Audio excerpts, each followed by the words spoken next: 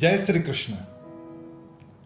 छठे अध्याय में भगवान ने अर्जुन को अनेक विधाएं बताई जिससे वो स्वयं का संयमन कर सकता है, खुद को कंट्रोल कर सकता है।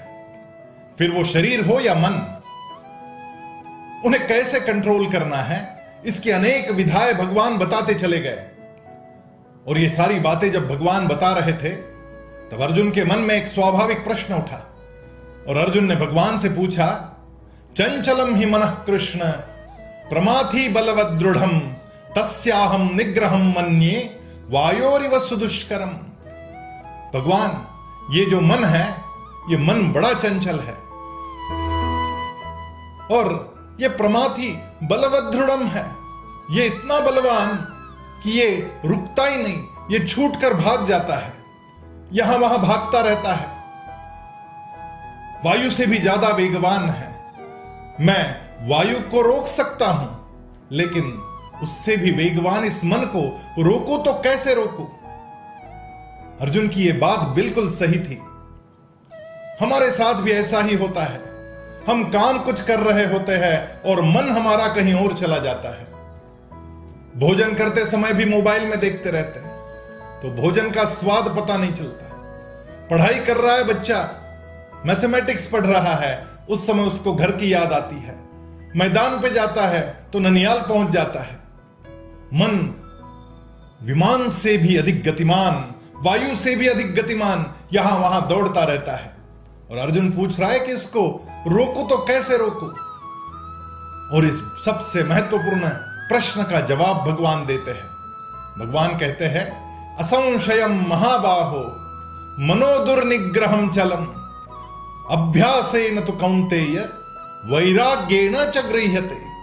भगवान मान रहे यहां पर असंशयम महाबाहो।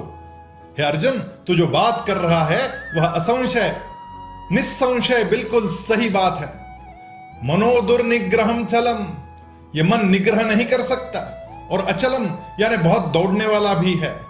लेकिन इसको रोकने की एक ही विधा है और वो विधा यह है, अभ्यासेन तु कौन्तेय, तुझे अभ्यास करना होगा। वैराग्येन च गृह्यते, यदि तू अभ्यास करेगा तो वैराग्य को भी प्राप्त हो सकता है। अब यहां पर अभ्यास और वैराग्य, ये दो शब्द जो है वो बड़े महत्वपूर्ण है। अभ्यास का मतलब केवल पढ़ना नहीं, केवल रटना नहीं। संस्कृत में अभ्यास का मतलब होता है प्रयत्न करना, प्रैक्टिस। भगवान कह रहे कि तुझे प्रैक्टिस करनी होगी, तुझे प्रयत्न करना होगा। और ऐसा प्रयत्न तू यदि करेगा तो स्वाभाविक रूप से तू वैराग्य को भी प्राप्त कर सकता है। वैराग्य का क्या मतलब है? वैराग्य का सीधा साधा मतलब है कि मन को एक जगह रोकने की जो कला है उसको कहते हैं वैराग्य। स्वामी विवेकानंद के जीवन की यह बड़ी सुंदर कहानी है।